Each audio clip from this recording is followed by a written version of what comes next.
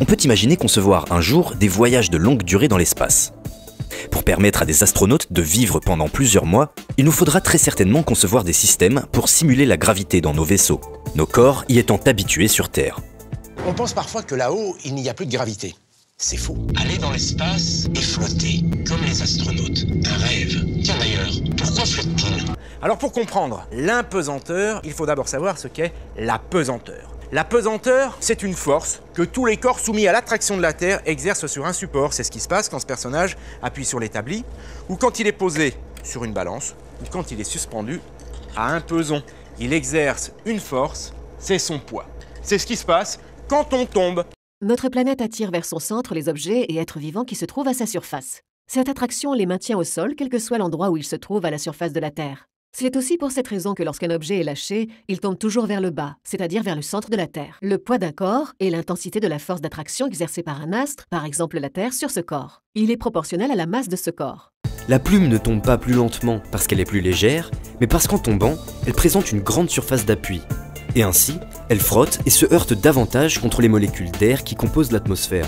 S'il était possible de retirer l'atmosphère, alors on observerait que les deux objets tombent exactement de la même façon. Ceci est vrai, quels que soient les objets auxquels on s'intéresse. Dans l'espace, là où il y a le vide, les corps, quelle que soit leur masse, tombent à la même vitesse. L'impesanteur, maintenant, eh bien c'est quand un corps n'exerce plus de force sur un support. Bien contrairement à ce que l'on pense, ce n'est pas parce qu'ils sont loin de la Terre ou parce qu'il n'y a pas d'air que les cosmonautes sont en impesanteur, c'est parce qu'ils tombent. Imaginons maintenant un être humain en train de tomber, sans être ralenti par les frottements de l'atmosphère. S'il lâche une pomme devant lui, comme tous les corps tombent de la même façon, l'humain et la pomme vont suivre exactement la même trajectoire. Ainsi, de son point de vue, la pomme semble flotter devant ses yeux. De plus, s'il essaye maintenant de la peser avec une balance, au moment où il la place sur le plateau, la pomme ne peut pas prendre appui sur la balance, car celle-ci tombe en même temps. La balance ne ressent donc aucune force, et elle indique que le poids de la pomme a disparu. En réalité, la pomme est encore bel et bien soumise à son poids, c'est d'ailleurs lui qui l'entraîne dans sa chute. Mais comme l'humain et la balance tombent en même temps, ils ne bougent pas les uns par rapport aux autres. C'est cette situation, dans laquelle le poids des objets semble disparaître, qu'on appelle impesanteur, ou plus communément, apesanteur. Eh bien voilà à quoi sont soumis les cosmonautes dans l'espace. Ils tombent en permanence à 28 000 km/h. Ils n'ont pas d'appui parce que le vaisseau tombe lui aussi à 28 000 km/h. Comme dans l'espace, tous les corps chutent à la même vitesse, les astronautes ne peuvent pas prendre appui sur la station, puisqu'elle tombe à la même vitesse qu'eux. Voilà pourquoi ils flottent.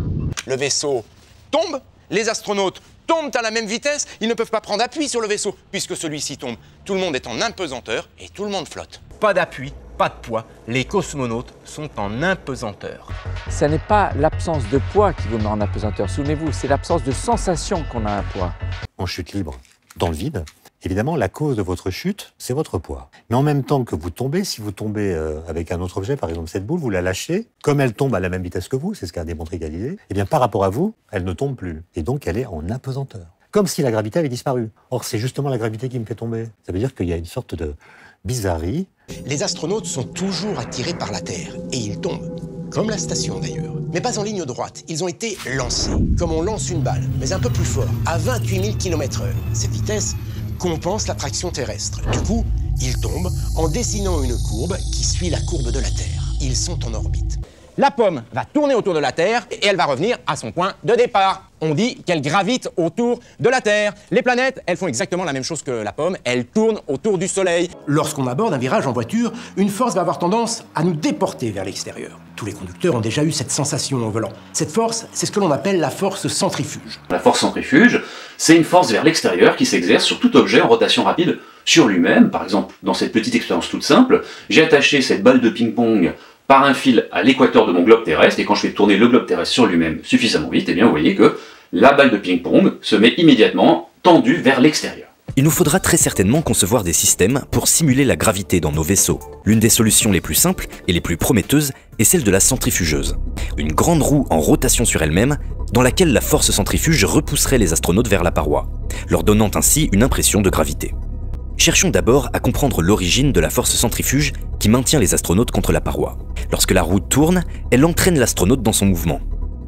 S'il saisit une balle dans sa main, la balle décrit un cercle, car elle est tenue par l'astronaute qui lui-même tourne avec la roue. Si l'astronaute lâche la balle, celle-ci n'est plus soumise à aucune force et elle va donc conserver son mouvement et se déplacer en ligne droite jusqu'à atteindre la paroi. Une fois lâchée, elle n'est plus en contact avec l'astronaute et se déplace donc tout droit sans accélérer. Dans notre univers, les objets se déplacent naturellement en ligne droite et à vitesse constante. Lorsqu'un objet ne subit aucune force, il n'a aucune raison de tourner ou de changer de vitesse et va donc conserver son mouvement.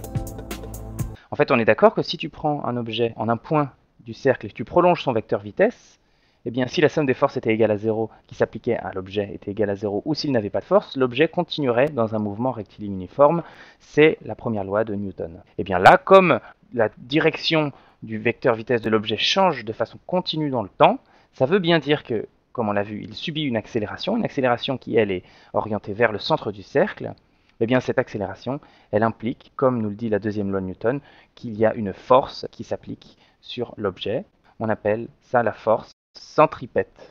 Alors centripète, centri pour centre, et pète pour la direction du centre. Donc la force centripète, c'est tout simplement une force qui est orientée vers le centre pour un mouvement circulaire. Cette force centripète, c'est cette force qui fait que l'objet va tourner selon une trajectoire circulaire, puisqu'on prend un objet qui a une certaine vitesse, et à chaque fois qu'il veut s'éloigner de la trajectoire, une force centripète le ramène. Et c'est cette force centripète qui peut être de plusieurs natures, comme on va le voir juste maintenant. On va considérer en jaune ici le Soleil.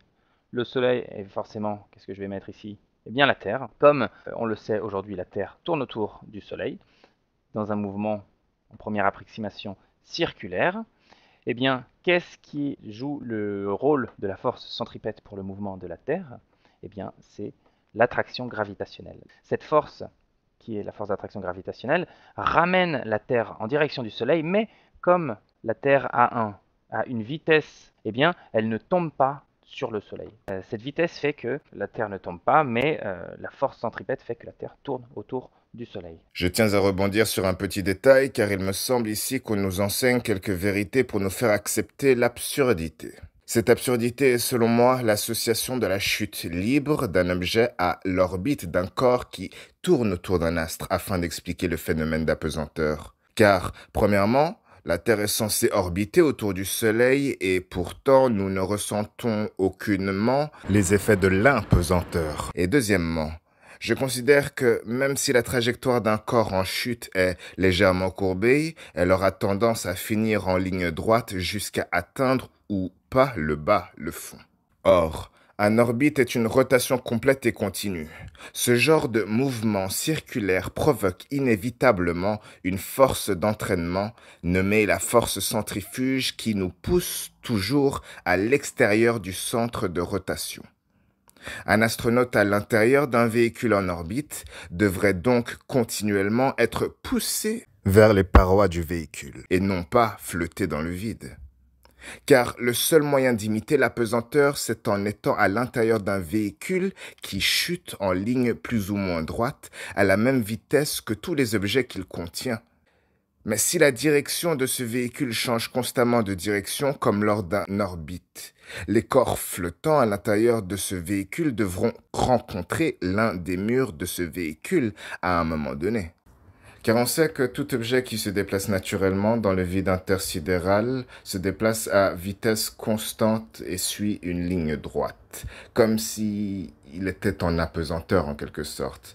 Or, le circuit formé par l'orbite du véhicule qui se déplace autour de la Terre devra à un moment donné barrer la route à la trajectoire, à la direction droite, à cette ligne droite que va parcourir cet objet en chute et en apesanteur, entre guillemets. Et donc, à un moment donné, lors de cette orbite, l'objet va devoir venir rencontrer l'une des parois du véhicule et cette rotation du véhicule autour de la Terre va commencer à former ce qu'on appelle la force centrifuge qui va maintenir tout objet en apesanteur contre la paroi du véhicule et donc annuler l'effet d'apesanteur pour imiter un effet de pesanteur terrestre. On est d'accord qu'avant de croire que la Terre était ronde, nos ancêtres pensaient qu'elle était plate. Ils devaient donc considérer que tout objet lâché à une certaine hauteur dans le vide chute naturellement de haut en bas dû à son poids, à sa masse ou plutôt à sa densité. On est aussi d'accord que l'existence d'une Terre sphérique dépend de la théorie d'Isaac Newton qui, elle, sert à expliquer pourquoi une pomme au-dessus du globe chute dans le vide et surtout à expliquer comment une pomme en dessous du globe peut ne pas chuter dans le vide puisqu'elle serait attirée vers le centre de la planète. Je présume donc que la notion de gravité a d'abord servi à expliquer pourquoi les corps à l'envers sur le globe restent fixés au sol sans chuter dans le vide. La subtilité contradictoire est là, car on part du postulat que tout objet chute dans le vide à cause de la gravité, tout en confirmant que, sans cette force d'attraction, tout objet situé en bas ou sur les côtés de la sphère chute inévitablement dans le vide. Mais si cette théorie confirme que c'est grâce à l'attraction terrestre que l'on reste fixé au sol, cela n'implique-t-il pas aussi qu'en l'absence de cette gravité, nous serions tous voués à tomber hors de la surface de la sphère tournoyante et donc que tout objet chute dans le vide indépendamment de la gravité? En d'autres termes, nous pourrions dire que la pesanteur elle-même suggère que les corps n'ont pas besoin de gravité pour chuter de haut en bas lorsque lâchés dans le vide. Et qu'est-ce que l'absence de gravité? Ce phénomène s'appelle aussi apesanteur ou zéro gravité. Là où je veux en venir, c'est que lorsqu'on voit des astronautes en apesanteur, ils semblent tous soit flotter à l'intérieur de leur navette, soit à l'extérieur dans le vide intersidéral. Vous pourrez me dire que c'est parce qu'en apesanteur, le poids ne compte plus, voire n'existe plus une fois là-haut. Mais n'oubliez pas que la Terre et la Lune, elles aussi, sont censées flotter en apesanteur dans le vide intersidéral. Pourtant, leur poids à tous les deux est pris en compte, voire même très important, lorsqu'on parle de leur force d'attraction. Car le poids correspond à l'intensité de la force d'attraction, ce qui revient à dire que sans poids, il n'y a pas de force d'attraction possible, pas de gravité. De ce fait, si le poids des corps demeure inchangé et exerce toujours son influence dans le vide interstellaire, comment expliquer que les astres et astronautes puissent flotter au lieu de chuter dans le vide à une vitesse ascendante? J'ai toujours naïvement cru que les astronautes, la Terre et les astres étaient censés flotter dans le vide grâce à l'absence de gravité dans l'espace. Je me suis toujours dit que l'absence de pesanteur impliquait l'absence de chute dans le vide, mais apparemment ce n'est pas le cas, car il s'avère maintenant que cet effet d'apesanteur n'est dû qu'à la chute d'un contenant tombant dans le vide à la même vitesse que son contenu, ou soi-disant dû aux effets de l'orbite. Alors, la question que je me pose est: comment se comporte réellement un corps sans mouvement, sans vitesse et isolé dans le vide interstellaire, s'il n'est ni censé tomber, ni censé flotter? Car dans le vide, il n'existe que deux possibilités pour un corps, la chute ou l'immobilité de l'impesanteur. Mais d'après ce que nous avons vu, cette impesanteur est le résultat d'une chute dans le vide. Alors cela confirme involontairement que tout objet tombe dans le vide sans l'intervention d'une force de pesanteur, et surtout qu'il y a une grosse incohérence dans le modèle universel qu'on nous présente. Car il nous est aussi dit que dans l'espace, tout corps qui se déplace librement sans aucune influence gravitationnelle suit une ligne droite à vitesse constante pouvant s'orienter dans toutes les directions. Ceci n'est possible que si l'absence de gravité présente dans le vide intersidéral permettait à tous les corps d'être en apesanteur, de n'avoir aucun poids. Or, je le répète, l'impesanteur n'est possible qu'en cas de chute libre dans le vide. Et qui dit chute, dit accélération et non vitesse constante. Qui dit chute, dit que tout corps tombe en suivant la même direction et le même sens que l'on peut associer au bas, puisque sur Terre, nos sens nous indiquent que tout objet tombe de haut en bas. Effectivement, si l'impesanteur n'existe pas réellement, ne pourrions-nous pas aussi en déduire que la pesanteur, la gravité, n'existe pas? et même que l'univers que l'on nous présente sort tout droit de l'imagination des génies plutôt que de leur génie créatif. Et si la gravité n'existe pas, cela implique aussi que la Terre ne peut pas être une sphère. Ok, bonjour à tous, Thomas Pesquet, astronaute de l'Agence spatiale européenne.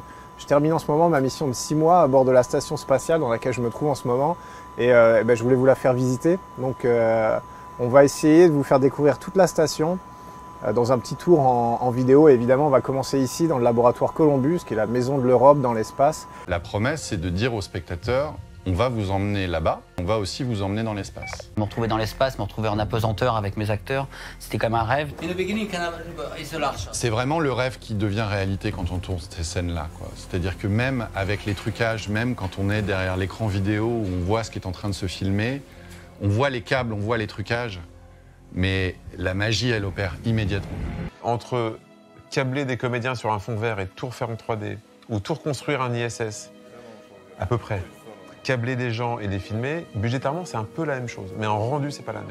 Donc on a fait un choix qui alourdissait le tournage. Il y a quand même un décor, des câbles, des axes de caméra, pas tous possibles. Mais aussi cette difficulté à se mouvoir là-dedans crédibilise aussi la situation. C'est un plaisir de fou de se retrouver dans un studio où une équipe d'éco a fait un travail de dingue en construisant l'ISS. Il faut savoir que l'ISS, c'est une carlingue, mais avec des millions de câbles et d'éléments. Donc on a mis le plus possible. Après, ça dépassait même l'entendement. Plus on en mettait, il n'en avait jamais assez. Il a fallu faire un décor qu'on pouvait démonter, remonter, redémonter pour faire plusieurs axes. Il y a plusieurs couloirs, plusieurs endroits, comme c'est beaucoup fait dans les décors, mais on a triché énormément. Et moi, j'avais besoin pour la mise en scène de pouvoir mettre plusieurs personnages dans Cupola. Donc on a triché un petit peu avec cet axe-là. Beaucoup de trucages étaient invisibles, en fait. Ça se voit pas, mais tous les plafonds, la moitié de l'ISS était refait en 3D. Là, le mélange était beaucoup plus compliqué à l'intérieur de l'ISS, en fait.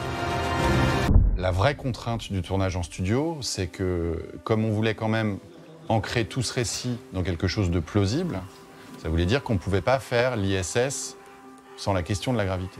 Qui dit apesanteur dit énormément de travail de câble. Qui dit câble, un câble, c'est un harnais qui est collé, qui nous compresse la vessie, qui compresse tout le corps, qui est avec 3 câbles. Donc il y avait une grosse préparation physique. And 3, 2, 1, action. Le vrai défi, c'est qu'on savait qu'on avait quand même beaucoup de scènes très importantes dans l'espace et qu'elles allaient être longues et difficiles, car il y a toute une chorégraphie. Et en plus, nous, ce qui n'a rien arrangé à ce tournage, c'est que nos scènes dans l'espace sont des vraies scènes de jeu. Ce ne sont pas que des scènes d'action. Donc les comédiens ont des choses à développer, des répliques à placer, des émotions à jouer.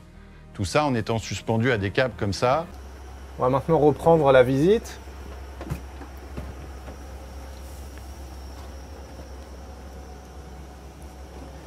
Comme vous voyez, pour se déplacer, il n'y a quand même rien de plus pratique que flotter.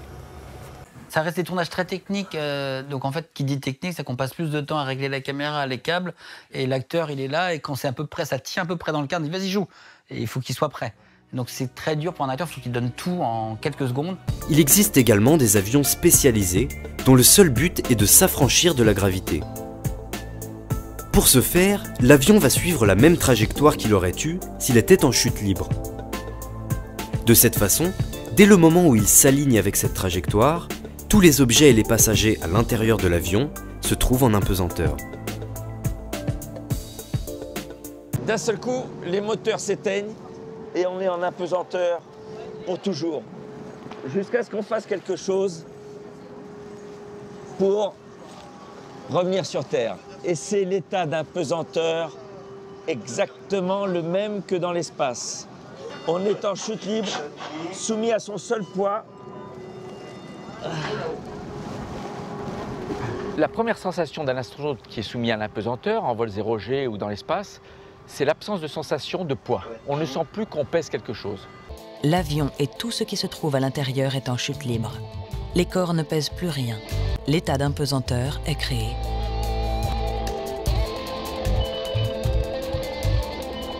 Dans le vide de l'espace, on observe que la plume et la bille de plomb atteignent le sol exactement au même moment. En réalité, lorsqu'on effectue l'expérience sur Terre, la plume ne tombe pas plus lentement parce qu'elle est plus légère, mais parce qu'en tombant, elle présente une grande surface d'appui. Et ainsi, elle frotte et se heurte davantage contre les molécules d'air qui composent l'atmosphère. incroyable, avec une expérience de pensée lumineuse. Galilée a démontré une fois et pour toutes que la loi de la chute des corps d'Aristote était forcément fausse. Et par conséquent, les objets les plus lourds ne tombent pas plus vite, tous les objets tombent en fait avec la même accélération. Il s'agit d'un argument implacable et d'un argument purement théorique qui consiste à prouver que la loi d'Aristote ne peut pas être vraie, que ce soit dans notre univers comme dans n'importe quel autre univers. La loi d'Aristote est forcément fausse. La loi d'Aristote prédit donc une chose et son contraire. Elle est donc forcément inconsistante. Et ça devrait vous faire réfléchir à ce que l'on appelle l'épistémologie, c'est-à-dire la manière dont on finit par savoir des choses. Une théorie inconsistante ne sera jamais vraie, peu importe la montagne de preuves que vous aurez pour la défendre. Et ce que je trouve vraiment dommage, c'est qu'à l'école, on n'insiste quasiment jamais sur l'importance de la consistance des théories. Galilée a simplement cherché à garantir autant que possible la consistance, la clarté et la simplicité de ces théories, que ce soit pour la loi de la chute des corps, le principe de relativité ou l'héliocentrisme. Mais je pense que si on raisonnait uniquement en termes de consistance, la consistance étant le plus important, mais aussi en termes de clarté et de simplicité des théories, on conclurait mais immédiatement que tout un tas de théories pseudo-scientifiques sont clairement sans intérêt, comme par exemple la loi de la chute des corps d'Aristote. L'expérience démontre qu'une fois lâché dans le vide, tout objet chute à la même vitesse, avec la même accélération, peu importe son poids, sa masse ou sa densité, ce qui peut signifier qu'il n'y a en effet aucune force qui les attire vers le bas en fonction de leur masse, de leur poids. Le fait que tout objet tombe toujours à la même vitesse dans le vide révèle à mon avis que tous les objets tombent naturellement de haut en bas, en fonction de leur densité dans un fluide tel que l'air ou l'eau. Ce phénomène peut s'observer avec un nuage qui, bien que pesant des tonnes, domine la pesanteur pour flotter dans le ciel grâce à sa faible densité, ou lorsque ces particules commencent à former des gouttes d'eau assez denses pour provoquer la pluie, lorsqu'un ballon d'hélium s'envole dans les airs, ou lorsque, sous l'eau, on relâche un ballon de foot rempli d'air qui va se propulser jusqu'à la surface de l'eau pour s'y poser comme s'il s'agissait presque de la terre ferme. Je tiens à rappeler que l'immersion sous l'eau ne nous permet pas exactement d'atteindre l'état d'apesanteur ou impesanteur, mais elle permet de flotter statiquement et de couler vers le bas sur commande en fonction de la densité de nos poumons oxygénés ou non. Je présume donc que tout objet lâché dans le vide tombe naturellement de haut en bas et à la même vitesse, non pas à cause de leur poids élevé ou de la pesanteur terrestre, mais à cause de leur densité élevée dans un fluide à densité réduite, voire inexistante, autrement dit, la poussée d'Archimède, qui peut se produire sous l'eau et sous l'atmosphère. Alors pour ce qui va suivre, j'ai décidé de prendre une vidéo d'un homme qui parle de la poussée d'Archimède. Et malheureusement, cet homme n'a pas compris les rouages qui entrent en jeu lorsqu'on parle de cette force, car il implique la force de gravité. Pourtant, l'expérience qu'il va nous expliquer démontre que la gravité n'existe pas, car il a un cube en bois de 5 kg et un cube en métal de 5 kg qui ont une densité différente et qui vont réagir différemment au contact de l'eau. Le cube en bois va flotter car il est peut-être plus large visuellement, mais sa densité est plus réduite et donc il va flotter. Et le cube en métal est plus petit, mais sa densité est plus importante et on va voir qu'il va couler. Ce qui prouve une fois pour toutes que la gravité n'existe pas. Petite vidéo sur la poussée d'Archimède, qu'on appelle aussi la force d'Archimède. Voilà ici, donc on a 5 kg fois le petit g. Je rappelle que sur Terre, le petit g, la gravité, l'accélération de la pesanteur est de 9,81. Ici, on a pris 9,8. On a arrondi 9,8. Si vous faites 5 fois 9,8, vous avez votre poids de 49 newtons. Alors, ici, par exemple, j'ai un liquide qui est de l'eau. D'accord? Je peux venir mettre mon bloc ici sur l'eau. Donc, on voit bien qu'il flotte. Alors, la poussée d'Archimède qu'est-ce qu'elle va faire? C'est une force qui est verticalement vers le haut. Donc, tout corps plongé dans un liquide ou dans un gaz subit une force verticalement vers le haut. D'accord? Donc, je l'enlève, je remets et je vois que ma force apparaît vers le haut. Alors, il n'y a pas que la force d'Archimède, bien entendu. Qu'est-ce qu'il y aura encore comme force? Il y aura, bien entendu, le poids qui est toujours verticalement vers le bas. D'accord? Donc, le poids, la force d'apesanteur, toujours verticalement vers le bas. Donc ici, on voit que mon bloc flotte. Et donc, la condition pour qu'il flotte, il faut que la force d'Archimède soit égale ici au poids. Donc, il y a un équilibre de force. Par exemple, si je prends l'autre bloc ici, que je me plonge dans l'eau, d'accord? Qu'est-ce qu'il va faire? Il va couler. Il va couler. Qu'est-ce qu'on remarque ici? La force d'Archimède, elle sera beaucoup plus petite que le poids. Le poids, je rappelle, c'est la masse fois G qui est de 9,81. Donc, quand vous plongez ça dans l'eau, le cube va couler. Alors, vous avez un poids qui apparaît ici. D'accord? C'est ce qu'on appelle le poids apparent. C'est-à-dire que vous, quand vous êtes, par exemple, à la piscine ou à la mer, hein, donc vous allez vous sentir plus léger. Pourquoi? Parce que, justement, il y a cette force verticale qui vous pousse vers le haut, la force d'Archimède. Et donc, vous avez un poids qui n'est plus le poids ici de 49 newtons, mais qui sera un poids qu'on appelle un poids apparent de 24,5. Donc, vous voyez bien que le poids apparent est plus petit que le poids, parce qu'il y a justement la force d'Archimède qui est vers le haut. Pourquoi les nuages ne tombent-ils pas? Un nuage est un ensemble de gouttelettes d'eau qui flottent au-dessus de la Terre. Ils ont l'air légers comme des plumes quand on les regarde flotter dans le ciel, mais en réalité, ils font plusieurs milliers de tonnes. Le plus gros nuage, le cumulonimbus, peut peser jusqu'à 800 000 tonnes. Tu imagines? Un hippopotame pèse 1 tonne. Eh bien, en fonction de leur taille, les nuages pèsent la même masse que des milliers d'hippopotames. Mais alors, pourquoi les nuages ne tombent-ils pas? Pour répondre à cette question, il faut déjà savoir que tout autour de nous, dans l'air, il y a de la vapeur d'eau. Tu ne la vois pas, et c'est bien normal, elle est invisible. C'est un gaz dans lequel il y a des molécules d'eau qui sont si petites que tu ne peux pas les voir. Pourtant, elles sont là partout autour de nous, dispersées dans l'air. Il existe des courants, comme des vents, qui sont constitués d'air chaud et qui font monter cette vapeur vers le ciel. On les appelle des courants ascendants. En montant haut dans l'atmosphère, la vapeur d'eau est refroidie et elle devient alors liquide. On dit qu'elle se condense ou se liquéfie. Imagine un peu ça de cette manière. La vapeur d'eau invisible monte et ensuite se condense et devient liquide, donc on peut la voir. Tu as sûrement déjà vu ces gouttelettes qui se forment sur un verre ou une fenêtre. Quand la vapeur touche le verre froid, elle se condense et forme des gouttes d'eau. Eh bien, c'est la même chose qui se passe dans le ciel. Donc les nuages, ce sont des gouttelettes d'eau ou des cristaux de glace et ensemble, elles pèsent des centaines de milliers de tonnes. Et c'est là que ça se complique un peu. Quand on regarde le nuage, il se déplace avec le vent, mais on a l'impression qu'il ne bouge pas.